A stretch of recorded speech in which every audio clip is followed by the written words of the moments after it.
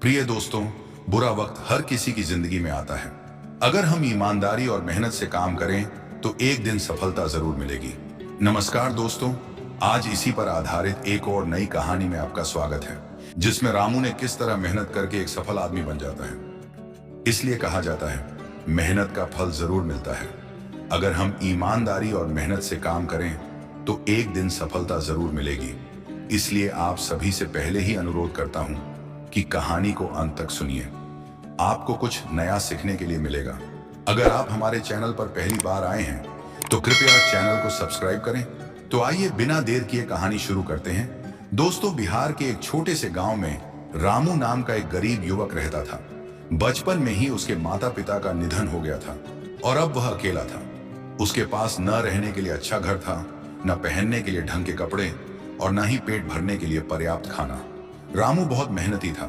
वह गांव के खेतों में मजदूरी करता, लोगों के घरों में छोटे मोटे काम करता और किसी भी तरह से अपने लिए रोजी रोटी कमाने की कोशिश करता।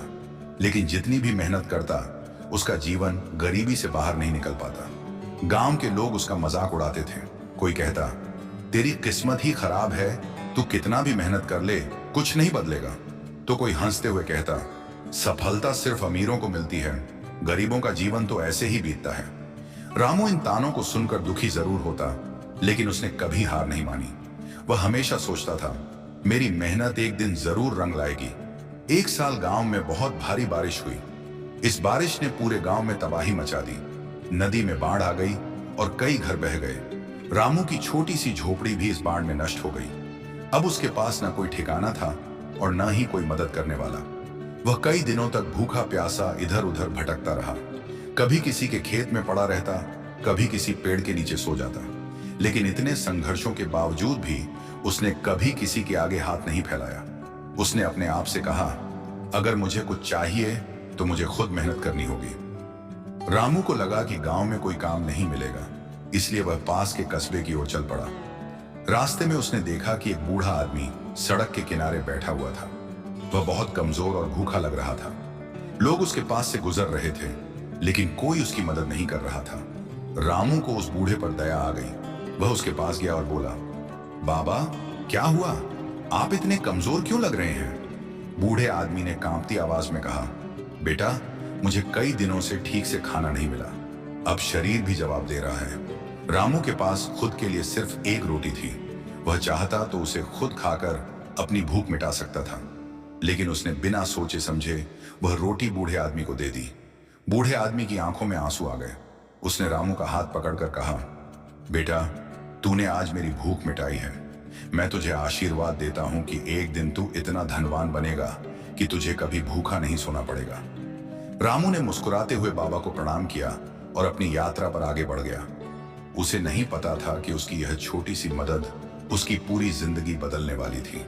कई घंटों तक पैदल चलने के बाद रामू कस्बे के मुख्य बाजार में पहुंचा। वहां उसने एक बड़े व्यापारी की दुकान देखी। वह सीधा उस व्यापारी के पास गया और बोला, सेठ जी, मुझे काम चाहिए, मैं मेहनत करने को तैयार हूं। सेठ ने उसे ऊपर से नीचे तक देखा।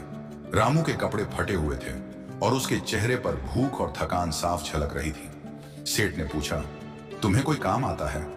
रामू ने ईमानदारी से जवाब दिया, मुझे व्यापार की समझ नहीं है, लेकिन मैं मेहनती हूं और जल्दी सीख सकता हूं। सेठ को रामू की सच्चाई और आत्मविश्वास पसंद आया।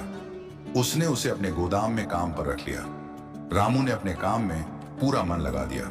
वह दिन रात मेहनत करता, हर चीज को सही जगह पर रखता और कभी भी अपने कर्तव्य से पीछे नहीं हटता। कुछ महीनों बाद सेठ को एहसास हुआ कि रामू सिर्फ मेहनती ही नहीं बल्कि बहुत बुद्धिमान भी है। उसने रामू को दुकान में ग्राहकों से सामान बेचने की जिम्मेदारी दी। रामू ने इस मौके को पूरी ईमानदारी से निभाया। वह ग्राहकों से अच्छे से पेश आता, हिसाब किताब सही रखता और व्यापार में नई नई चीजें सीखता गया। कुछ सालों बाद सेठ ने कहा, रामू, तू अब मेरा सबसे भरोसेमंद आदमी है। मैं चाहता हूं कि तू मेरी दुकान का साझेदार बन जाए। रामू के लिए यह किसी सपने से कम नहीं था। उसने और भी मेहनत की, व्यापार को बढ़ाया और बहुत पैसा कमाया। अब वह सिर्फ एक मजदूर नहीं बल्कि एक सफल व्यापारी बन चुका था। फिर जब सेठ वृद्ध हो गया तो उसने अपनी पूरी दुकान रामू को सौंप दी। अब रामू का खुद का बड़ा व्यापार था और वह एक अमीर व्यक्ति बन चुका था। एक दिन जब रामू बहुत बड़ा व्यापारी बन गया तो उसने अपने गांव लौटने का फैसला किया। गांव में वही लोग थे जो कभी उसका मजाक उड़ाते थे, लेकिन अब वे सभी उसका सम्मान कर रहे थे।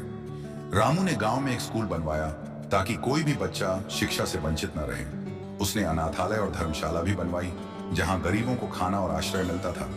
जब लोगों ने उससे पूछा, तुमने यह सब क्यों किया, तो उसने मुस्कुराकर कहा, मेरी किस्मत उस दिन बदली जब मैंने भूखे बूढ़े आदमी को रोटी दी थी।